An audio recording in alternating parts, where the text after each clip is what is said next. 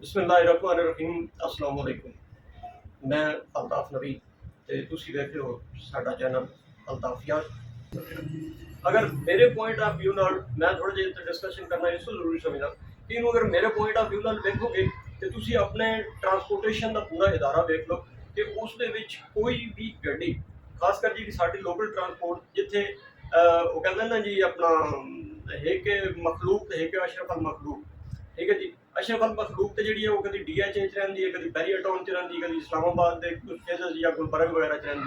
साढ़े हाल की जी मशीन मखलूक है ना जी, जी सिर्फ रगड़े लैन वास्ते है या मरन वास्ते है, जनन वास्ते है, खोज चाण वास्ते है, वो रही इन्होंने इलाकों में। इन्होंने इलाकों की तुम ट्रांसपोर्टेशन वेख लो कि उन्होंने नज़दीक जाइए तो सारी जितनी दुआवां याद होंगे। किसी भी मजहब का आदमी कारोबार है ना जी, इस्लाम का या क्रिश्चियनिटी का या ज्यूडिज़म का या हिंदूइज़म का, जिसका भी है उसके मजहब के हवाले नाल जितनी उन्होंने दुआवां कोई याद होंगे सारियां पढ़ के पहले उत्ते लैंदा, क्योंकि उन्होंने हालत ही इंज दी होंदी है कि वो चल गई अवल तो चलणगियां नहीं, चल गई तो पता नहीं कित्थे रुक जाणगियां,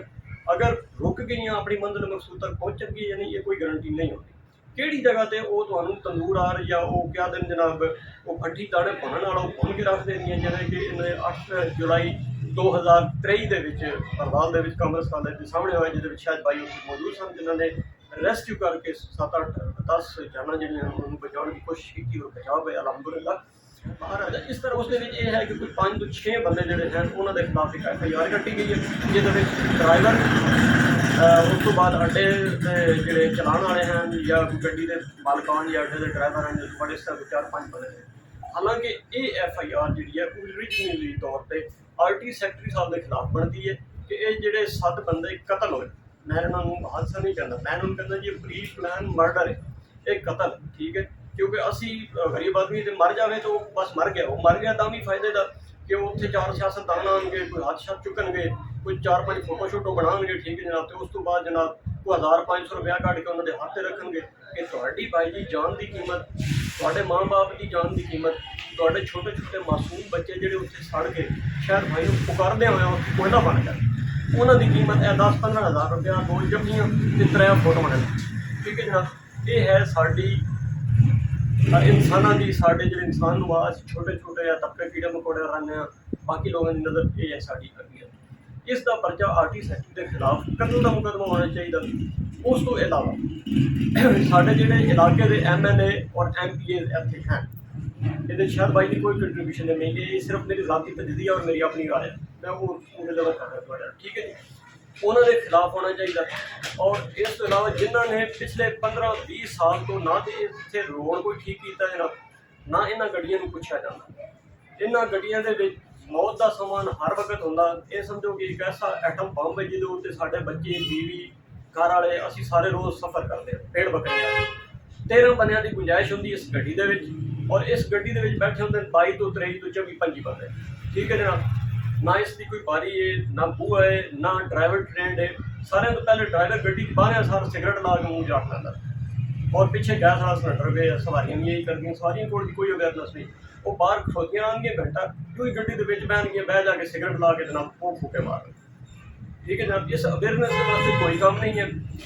उस तो इलावा जो MLA MP अपने फंड शंड खा लेंगे, दारे बना लेंगे, अपने बच्चे पढ़ा लेंगे, बाहर भेज लेंगे, अच्छी गड्डियां लैके दे देंगे, आप उन्होंने फिर लेंगे। लेकिन जिस अवाम को वोट लैके अपनी हुकूमत अपने घर वाले वास्ते कर दें, उन्होंने वास्ते एक रोड़ा ला के आती। अजनाला रोड पूरे का पूरा मौत का कुआं है,